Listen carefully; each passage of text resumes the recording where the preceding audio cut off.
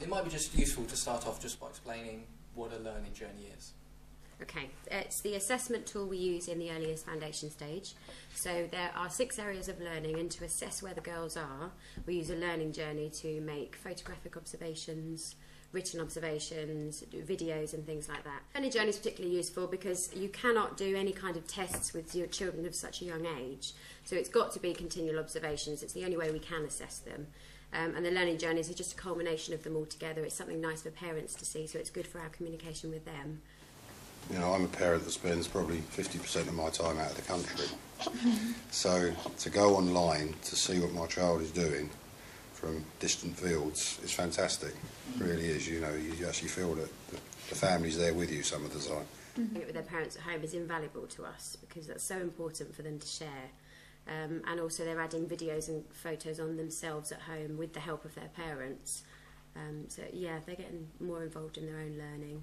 Parents as well. It's really good. I loved it when the idea was first, floated around, and I know that you had been trialling it, and when it was implemented across the class, it was really nice because I'm constantly in touch with what's going on with her school life, and that to me was really welcome to know that I could stay on top of it and use it as some sort of an incentive in our own parenting.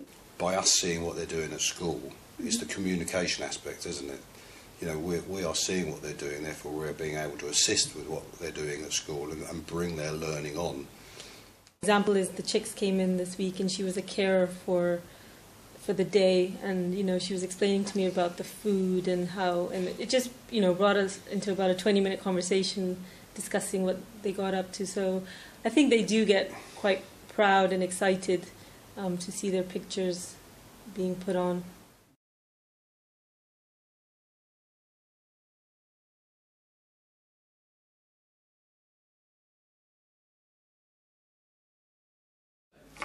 Edmodo is a site that uses very similar social networking structure to Facebook and various other social networking sites, so that students and teachers can interact socially in the learning environment, and it provides a lot of the safety that's missing from other social networking sites, which is probably its biggest plus, I think.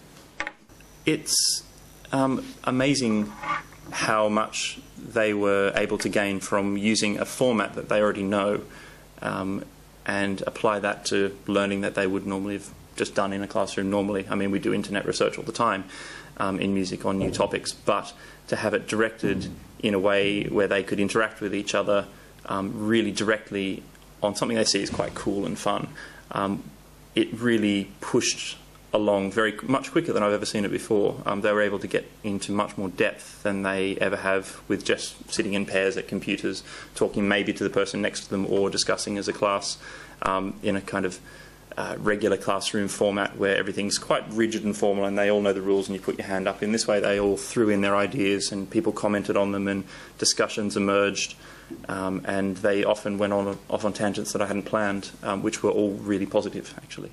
I've done sort of short, easy questions for them to discuss just within that forum itself. So put a photo up. When was this? What was it? But I've also used it for announcements. So bring in your textbooks tomorrow. Things like that's really, really easy. Or sort of more broad discussions about who was the most important person for this and why. For the more discursive subjects, it's incredibly useful, especially when you've got quieter pupils in your class who you always want to encourage, but you don't want to put pressure on, etc., etc.